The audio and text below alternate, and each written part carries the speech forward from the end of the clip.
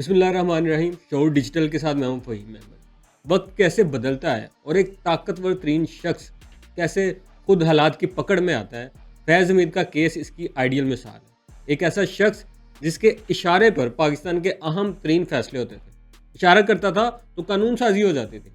عدلیہ، ادارے اور سیاستدان سب اس کے سامنے بے بس تھے. فوج میں وہ اس قدر مضبوط تھا کہ پاکستانی تاریخ میں صرف 11 لیفٹیننٹ جنرلز نے ایک سے زائد کورس کو کمانڈ کیا ہے اور ان میں سے ایک ہیں لیفٹیننٹ جنرل فیض حمید. پھر ایک وقت آیا اور کہا جانے لگا کہ جی فیض حمید ایک طاقتور ترین آرمی چیف بنیں گے اور وزیر اعظم عمران خان کے ساتھ مل کر 10 سال حکومت کریں گے. پھر یہ اچانک کیا ہوا کہ فیض حمید جیسا طاقتور شخص اپنے ہی ادارے کے ہاتھوں مجرم ٹھہرا اور اسے سخت ترین سزا ہوئی. اور اب کیا ہونے جا رہا ہے، کس کی باری ہے؟ دیکھیں، میری رائے میں فیض حمید کو سب سے زیادہ نقصان خود ان کے ایمبیشن نے پہنچایا ہے. اب کسی جنرل کا ایمبیشس ہونا کوئی بڑی بات نہیں ہے.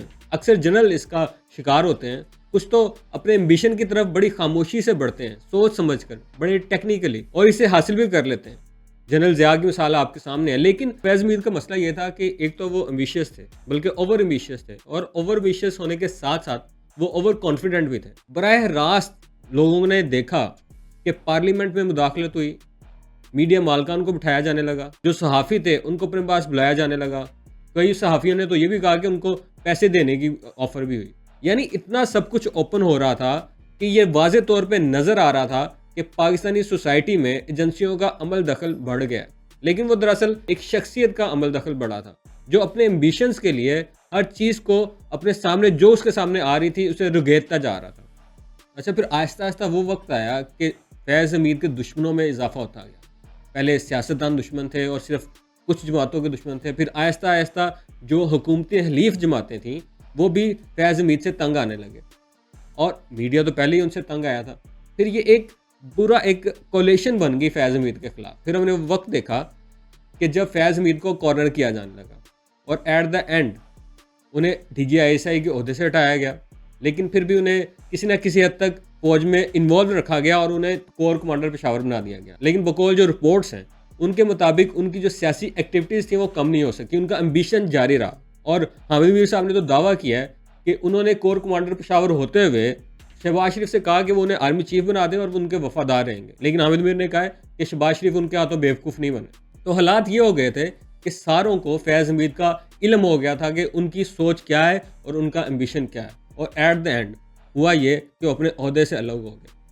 اب یہاں بھی کھیل ختم نہیں ہوا. ان کے عہدے سے ہٹنے کے بعد بھی ان کے جو ایمبیشنز تھے وہ جاری رہے. انہوں نے سیاسی حمایت جاری رکھی ایک جماعت کی، اور اس کے بعد حالات یہ آ گئے کہ انہیں گرفتاری کا سامنا کرنا پڑا.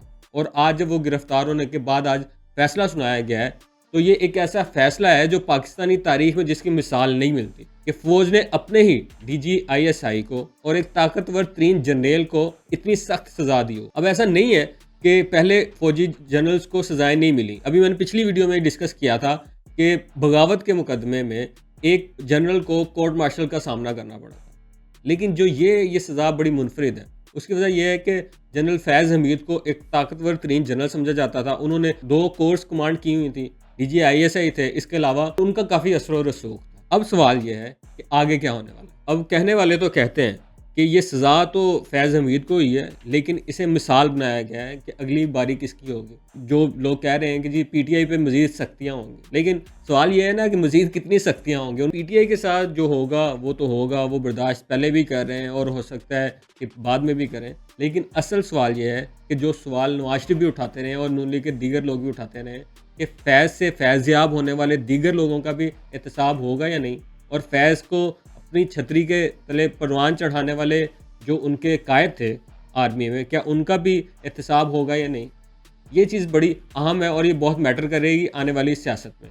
اب آنے والے دن کیا رخ اختیار کرتے ہیں یہ تو آنے والا وقت ہی بتائے گا.